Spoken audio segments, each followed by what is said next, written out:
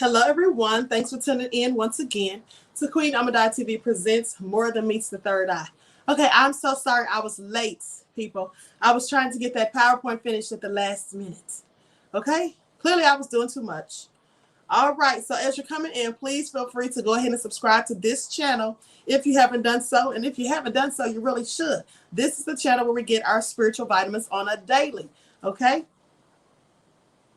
So please go ahead and like and share this video.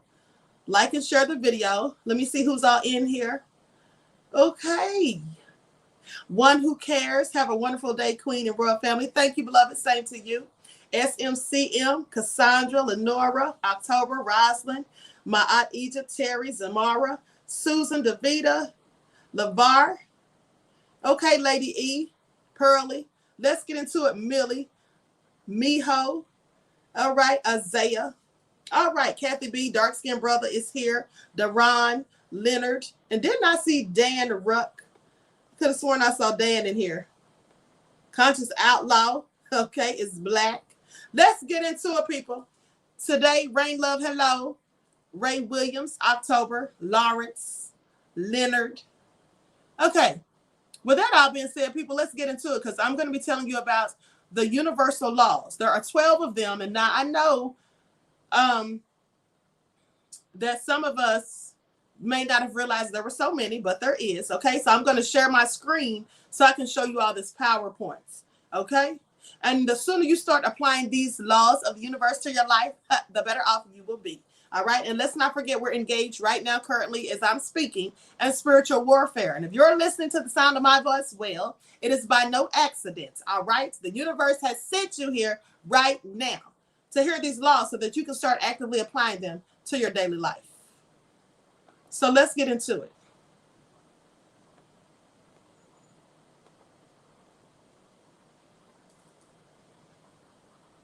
Okay, and if you noticed, I spell universal with Y-O-U at the beginning. That's because universe, we being spiritual beings living a human experience, right? Us being the children of the Most High, melanated people, we are connected and one with the universe, okay? We are made of melanin. The universe also is made and composed of melanin. Our hair are our extensions, right? Extensions of our central nervous system that are our direct antennas connecting us to the universe. So now let's get into it. Okay, now I'm sure we've all heard about the laws of attraction, but what about the law of polarity, the law of divine oneness, or the law of correspondence? Have any of you heard of those? I'm sure many of you may not have. Thank you, never mind, for your kind words. So with that all being said, we mostly know about the law of attraction because that's the one that most people talk about. And the reason people talk about that one so much is because that is the one that you use to manifest things to yourself, right? To attract things into your life, things that you want. So yes, that's the one that people favor. And so knowing about the law of attraction, many people don't know about the others, or they simply don't care to use them. Now that's right. The law of attraction is just one of the 12 universal laws. And getting familiar with the other 11 can help us to unlock a more spiritually aligned life. Okay, Woken said, I haven't heard of the others. See, that's what I'm saying, beloved. Many of us hadn't. Now, the list of ancient laws, because these are ancient people, right? They have withstood the test of time, as both Kaiser, Kumar, and plenty of others, and these are scholars around the world, still work with today. All of these laws are about mastering your life with love and joy. This is what Kaiser explained. What are the 12 universal laws and where do they come from? The 12 universal laws are thought to be intrinsic, unchanging laws of our universe that ancient cultures have always intuitively known. You see, the laws are often associated with Ho'oponopono, a meditation for freedom originating in ancient Hawaiian culture. Some of the laws, however, are also attributed to Hermetic philosophy going back to ancient Egypt or the ancient Cometians. Now, the list of ancient laws has withstood the test of time, as both Kaiser and Kumar have said, and so have plenty of others. I think I already read this. All of these laws are about mastering your life with love and joy. Now, the law of oneness. This is the first law, the law of oneness. The first and most foundational law of the universe is the law of divine oneness, which highlights the interconnectedness of all things. It says that beyond our senses, every thought, action, and event is in some way connected to anything and everything else. Now, Kaiser notes that this one can come off a bit heady, but applying it in real life entails being compassionate with others and recognizing that we all are one. Now, she recommends working with this law by asking questions like, how can I show more compassion and acceptance towards those I don't understand? Or what would love do? Not what would Jesus do? What would love do? All right? And this is what our people need to be asking ourselves. Stop looking at each other with a side eye. Stop looking at people being suspicious. Stop saying, oh, I'm not going to shop with Black businesses because they don't have professionalism. They don't do this and they don't do that. They give poor service. When you know good and darn well you go to other places and purchase things and they have just as poor of a service, if not worse, you don't say one word. The law of divine oneness. You need to be connected with people that are in your own nation. Not saying you shouldn't interconnect with other people, but I'm saying you should have a special connection with the people in your own nation. That's what many of our people don't do, especially people like Candace Owens. Now, so with that all being said, number 2 is the law of vibration. Now, at a microscopic level, everything is in constant motion, vibrating at a specific frequency. Now, this applies to matter, but also to one's personal frequency as well. That's why I'm always telling y'all to keep your frequencies high. Don't let people lower your frequency. That's all low vibrational thinking and action, and it draws more of negative things to you. Now, this law says that our vibrational frequency can inform our lived experience. So you want to be low vibrational, act low vibrational, that's what you'll live in life. For example, you may be able to receive money, but perhaps you can't hold on to it. This is what Kumar noted. Because vibrationally, you could be operating on a lower level. So even if you get the things that you want, if you get money, let's just say you hit the lottery. You hear these stories all the time about people who go out and win the lottery for millions, and then 2 years later, they're flat broke. And you ask yourself, how in the world did you blow through, squander $2 million in 2 years? How did you do that? Because these people are low vibrational. Low vibrational people are negative. They engage in negative circumstances. They deal with negative people, and therefore, they live a negative lifestyle. And even when something positive happens, well, they quickly can turn that positive into a negative just because of their thinking and their action. And they actually manifest these things upon themselves, sometimes unwittingly. Now, how do you apply this law? If you feel the need to elevate your frequency and good vibes, you know, there are numerous great practices that you can do, including yoga, sound bathing, and chakra work, or like someone that I know uses a tuning fork. And I absolutely love the sound that it makes, and I am absolutely going to get me one this weekend. Number 3, the law of correspondence. This law states that patterns repeat throughout the universe. And on a personal level, our reality is a mirror of what's happening inside us at the moment. Think about as above, so below, as within, so without. Now, how do you apply it? Well, Kaiser's mantra for this law is it's happening for you, not to you. If our life is chaotic and fearful, it's because there is chaos and fear within. Remember, I always tell you all that energy, everything is made up of energy, and energy, our energy comes from within. Inner, INNERG. That's exactly why I call it that. Now, or spell it that way. If our life is chaotic and fearful, it's because there's chaos and fear within. If our life seems calm and grounded, it's because we feel peace within. within. It starts with your inner self, where you have your inner G, whether it's negative or positive. Now, in any troubling situation, she suggests, and that's Kaiser, suggests that asking what the situation can show you about yourself and what requires healing from within. So basically, like I have told you before, we could talk about problems all day long, and we could sit here and discuss and debate and go over our issues and problems. But if you're not trying to actively come up with a solution, then what are you accomplishing?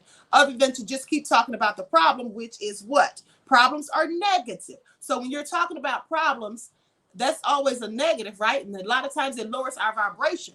But you can raise your vibration by focusing on the solution, not so much as focusing on the problem with things. In any troubling situation, that's what she says, right? Ask what the situation can show you about yourself and what requires healing within. That's how you arrive at a solution. Number 4 is the law of attraction. Undoubtedly, the most talked about universal law. The law of attraction is often used for manifestation. It says that like attracts like, and you get what you focus on.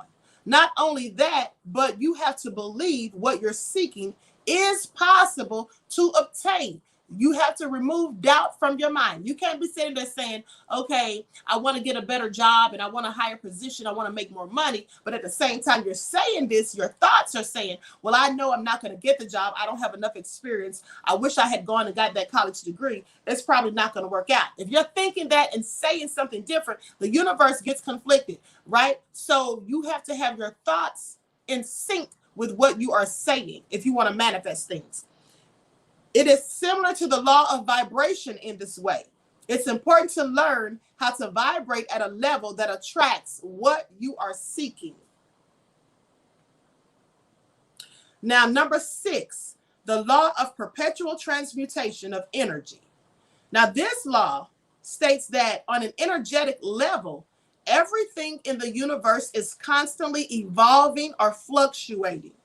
Every action is preceded by a thought, with thoughts themselves having the power to eventually manifest in our physical reality. Ever been around a negative person and you felt your own positivity depleting? We just talked about this the other day when I was telling you about psyche vampires. They completely deplete you of your positive energy and restore it with their own negativity, because energy is what? It is absolutely contagious. That's one example. But it can also work the other way around. Higher frequencies transmute lower ones when applied with intention. Everything is about intention. Now, how do you apply this? Well, knowing this, we can actively seek to uplift negative energy around us by maintaining positive thoughts and actions. So let's talk about that. So let's just say, for example, you have a problem and you're just sitting there just so depressed and so sad. But now the problem that you have, it's already happened, right? It's already occurred. You know how there's some things you can't fix. It's already done. It's a done deal. For example, you went to the racetrack.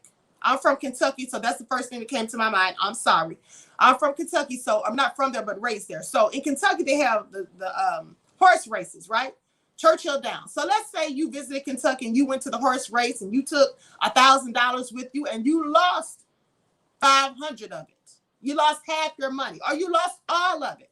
Well, it's no use sitting there crying over spilled milk. That money's gone. It's dead in the water. You already lost it. Now, you made the choice and you chose to gamble, but you lost, right? So why would you sit there and just complain, oh, I lost my money. Oh, I did this. Oh, I did that. Listen, that's all negative and low vibrational. You lost the money. It's not coming back. The racetrack is going to come up to you and say, hey, we didn't want to take your money, and they're not going to give it back to you. So from that point on, are you going to sit there and wallow in your own misery of your own making, no less, and say, I lost this money? Or are you going to try to start thinking quickly of a way to regain the money that you lost, and then tell yourself that from now on, you're going to make better and more wise decisions? That should teach you something. It should teach you that you never squander your money, that you know that you need, that you don't just callously spend money on foolish things that will yield you no benefits, and that even if you do decide to gamble just for a brief moment, just for fun or whatever, that you would definitely not gamble with all of your money. You will only gamble with a portion that you can afford to lose. Maybe you can only lose $20. So that's what you'll gamble with. And if you lose that, you should tell yourself you're done. That should be a teachable moment. That's what you use those circumstances and situations for. Dark-skinned brother says, I went to one of those horse races in Kentucky, but I didn't gamble. I did my basic training there in Kentucky. Okay. At Fort Knox, no less. Okay, so with that all being said, knowing this, we can actively seek to uplift negative energy around us by maintaining positive thoughts and actions. So that's what you have to do. Try to see a good side. Try to at least see something that you can learn, some way that you can benefit from the situation. If it helps you to realize, Darcy and Brother says, yes, you're right, Queen. Facts. Thank you, beloved. Try to make it something that, will teach you a lesson so you realize that you shouldn't be wasteful like that again. Okay? Number 7, the law of cause and effect. Now, this is relatively straightforward. You see, this law highlights the direct relation between actions and events. What's important to note here, according to Kumar, is that we often can't see the effects right away, and they will come back around, right? Now, how do you apply it? Trust that every action will have a reaction, whether it's good or bad. Now, what you put out there may not come back to you at that moment, but that vibration, that energy that you put out there, it has a ripple effect, according to Kumar. Now, if you're coming from a place of anger or resentment, if you put that energy out there, you'll eventually be affected as a result. Careful what you put into the universe, people. It comes back to you tenfold. Now, number 8 is the law of compensation. The law of compensation relates closely to the law of attraction and the law of correspondence. You see, you reap what you sow is the main takeaway here. Now, with the law stating your efforts will always come back to you positively. If you are seeking something, you must contribute in some way toward your goal. That's what I always tell people. Like, some people sit there and they need a job or they need money for bills or they need whatever, and they'll say, oh, well, I'm just going to pray about it. Okay, yeah, you can pray about it, but you have to be putting in the work. God's just not going to just drop something in your lap. If you know you need a job, don't just sit at home praying for a job. Pray for the job. Get out and go fill out applications, drop off your resumes, try to set up interviews, and do things like that. Pound the pavement. Don't just sit there and pray, right? You have to put in the work. That's how it goes. How to apply it. To work with this law in a manner that attracts or compensates for something, love and support, for example, Kaiser suggests that you ask yourself, where am I being called to serve and to support others today? So in other words, don't just always be asking people for things and never wanting to give anything. It's okay to do something nice for someone, and you don't have to spend money to do it. You can do very nice things for people that don't cost you anything but a little bit of time. You could give someone positive affirmations. You could help someone with a project they're working on. You could help someone with an assignment they have for college or school. You could tutor them.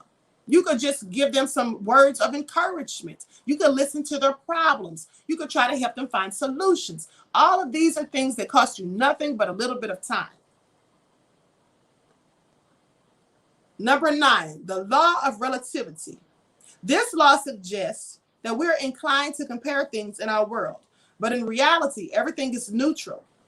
Relativism exists in all things, and in the end, meaning comes down to our perspective and perception. Remember, like I always tell you, perception is reality. Whatever you perceive, that's how you view the world. Someone else could be looking at the same photo or reading the same book and have a completely different perception, because our perception is our reality.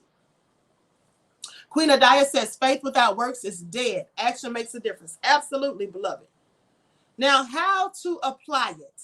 Applying this law can help us understand the tougher parts of our lives with greater compassion. For example, if we're feeling ungrateful for our living situation, it could be because we're comparing our arrangements with someone else.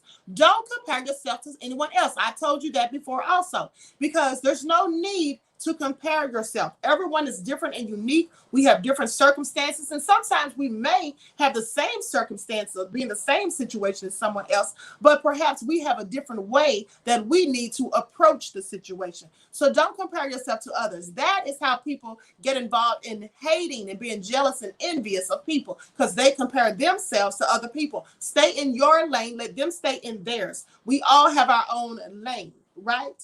And like I always tell people when they're hating on me, honey, there's no need to compete when you can't compare. The only person I compete with is myself. Every day I ask myself, how can I be better today than I was yesterday? What can I do today that I didn't know yesterday? What can I learn? I try to make it my business to learn something new every day. And I have done that since I was a child. And I don't know where I got that from. Nobody taught it to me. It was just something in me that I always wanted to learn.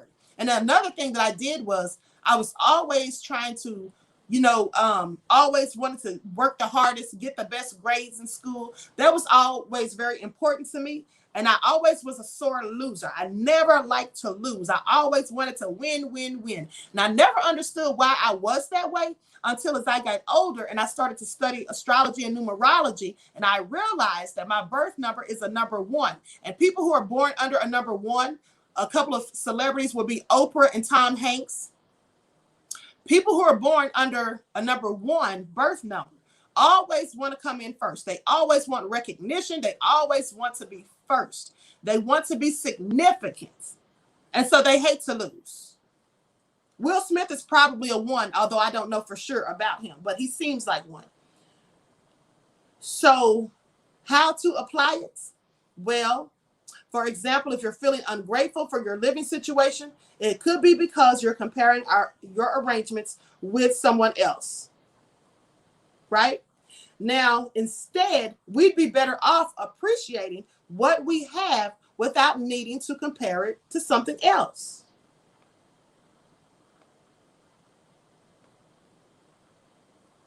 Number 10 is the law of polarity. Now, this law says that everything in life has an opposite, good and evil. You know how they say some people are polar opposites, right? Now, they have love and fear, warmth and cold. And that's why when people say, well, God killed all of his enemies in the Bible except for Satan. Why didn't he kill Satan? That's because Satan is a polar opposite from God. God is good and just and righteous. Satan is wicked, evil, and nefarious, right? So the key is understanding these are all 2 sides of the same coin. How to apply it? Well, Kaiser works with this law through the mantra that says all contrast brings more clarity. If you're facing a difficult situation, like say a breakup or a health challenge, for example, tune into what the positive look or what the opposite looks like, which can reveal a new perspective. Now I want y'all to think about that for a minute. Think about that. If you're going through a breakup or a health challenge, before you start getting all depressed and just all in your feelings and all emotion and upset and worried and stressed, think about what the opposite could look like, which can reveal a new perspective or lesson. Because if you're going through a breakup, right? And rather than sitting there pondering and stressing yourself out over what you lost, think about the next person who could come into your life. Someone who could treat you the way you actually want to be treated, right? I need a t-shirt that says that. Don't compete if you can't compare, says Lee Hart. Thank you, Lee. Let me write that down, honey, because you know the t-shirts and hoodies are coming back in just about a week or 2, okay? So I'll get some with that on there. Now, number 11 is the law of rhythm. Cycles are a natural part of the universe. Now, physically, you can think about the seasons on the earth. In our own lives, we can remember that integration is just as important as growth. Kumar notes that we expect ourselves to be one way all the time, whether we're thinking about our health, even productivity. But this is not sustainable. Let me tell you all something. Speaking of being one way all of the time. So let me just give you an example. So the other day, when I did my live broadcast on here, I was watching the playback. Because I like to go back so I can read the chat, because I can't always see what you guys are putting in the chat. So I went back and I saw someone put in there that I was acting white. Someone said, "Oh, you're acting white." I don't know what they were talking about when they said I was acting white. Okay, thank you, Terry, beloved. I don't know what they exactly meant when they said I was acting white, but that's what someone said in the comment section. So I'm like, in the chat, I'm acting white. What are you talking about? Maybe they were talking about the way I speak. But here's what I have to say about that. And I say this all the time. Sometimes I talk ghetto. Sometimes I talk proper. Both times you heard what the F I said. Okay? That's all I'm saying. And my thing is, when a Black person uses correct grammar and speaks grammatically correct, why do some Black people niggerantly say that you're acting or talking white, as if speaking with proper grammar in English is relegated only to white people? That's hilarious, Queen. That's hilarious. Never the Queen acting. Thank you, beloved. Okay. Dion said acting white. Yes, that's what somebody put in the chat. Clearly they were trying to be nefarious. Now, how to apply it? Take note of your inner rhythms and try to work with them instead of fighting them. Feeling run down? Well, maybe it's better to give yourself some rest instead of powering through. Yes, sometimes you need to take a break. Sometimes we do too much. Do they say someone? Says woke one. They just said acting. Are you talking about what the person said in the chat, beloved? They just said that I was acting white, honey. I don't know what their problem was. Now, Tara says, "Tell it, Queen."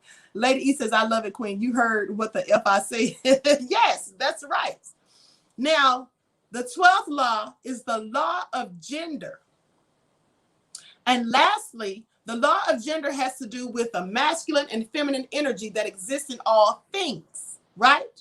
Kaiser notes that much of our society has historically operated from a masculine hustle and do mentality, which doesn't allow for much room to be just, or to just be, or to just simply exist, right?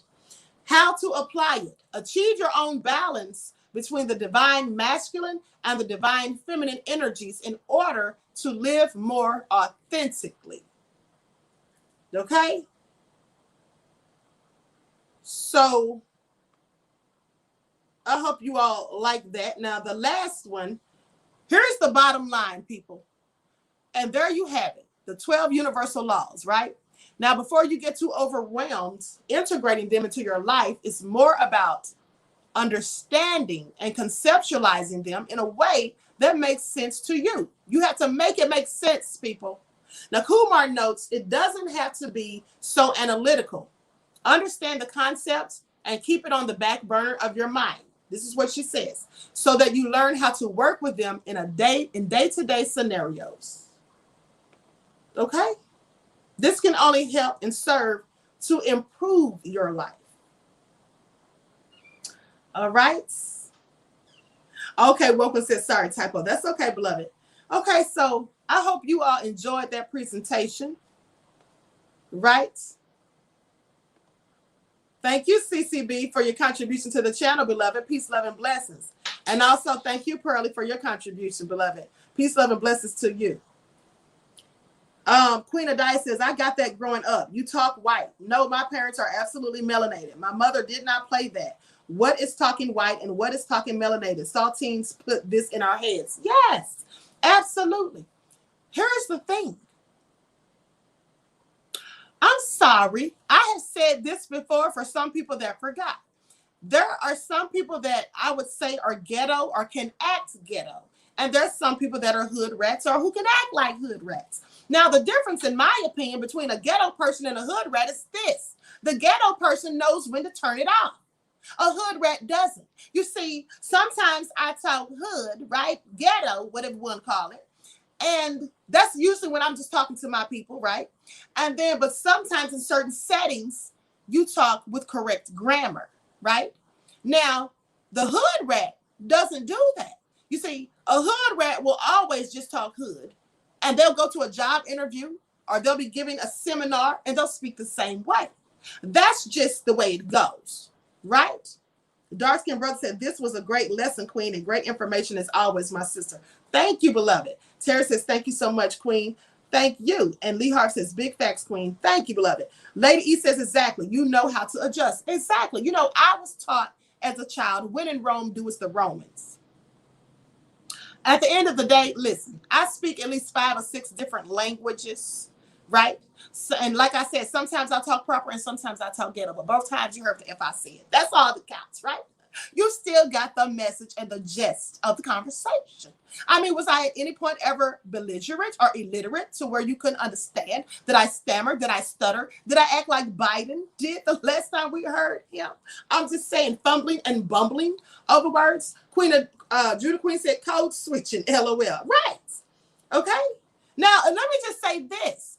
Here's the thing, people. The reason when I'm on this channel specifically that you will likely hear me talking in a more professional tone is because that's just comes natural, because I do motivational speaking and I conduct seminars and I do lectures and I am a college professor. So this is how I talk when I'm teaching students. Okay. This is how I talk when I'm asked to come and do a motivational seminar.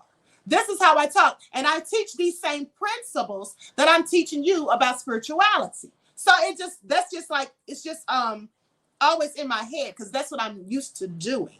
You understand what I'm saying? Now, when I'm talking about police brutality, racism, and wannabe white supremacy, yeah, I get ghetto because I get mad. Now, when I get mad, I don't talk proper, okay? That's what I don't do. When I get mad, I take it to the streets. And so that's why when I'm on my channel talking about all the low vibrational nefarious things, yes, I will get hood because that's how it makes me feel. You know what I'm saying? So that's just the difference. Okay. It's a new day in the neighborhood says, I don't call it white. I call it using my customer service voice. Absolutely. Okay. Davida says, oh, Biden butt's been wiped, as he said in the interview. I mean, he was just so sad. Shady Pines, here he comes, right? Tammy says, Queen, put that sometimes I talk, but you heard what the F I said quote on a shirt. I want one. Okay, beloved. Thank you all for the suggestions. Listen, I hope you all got something out of this, and I hope that you start applying these universal laws to your daily life, right? You don't have to use them all at once, but use them as need be and start using them little by little. Okay, don't just use the law of attraction, because when you use the law of oneness, the law of polarity, the law of correspondence, and all of these other ones, it helps you work better when you're trying to manifest things and live the life that you want. Take your own destiny into your hands. Let no one tell you what you can or can't do. Tell yourself what you can do. And I'm going to tell you something. Some of my least favorite words are no, try, and can't. Okay? I don't like those words. They're all negative and low vibrational as far as I'm concerned. And I also don't like to make excuses. Either I'm going to do something or I'm not going to do it. I don't like excuses. I don't like to hear excuses. And I don't like to make excuses, right? When I have told students to do something and then they don't do it and they come back with an excuse, well, oh, I had to do this. Oh, I stayed up too late. I don't want to hear your excuses, because like a wise man once told me, I don't need excuses. I need results. Okay? And remember, there's always room for improvement, people. It's never too late. I told you, a 94-year-old man got his bachelor's degree in college because he always wanted to. And so there is nothing, it's never too late until you're 6 feet under. Until then, live your best life and do what you want to do. And don't let people discourage you, hinder you, or put obstacles in the way to keep you from accomplishing your goals and dreams.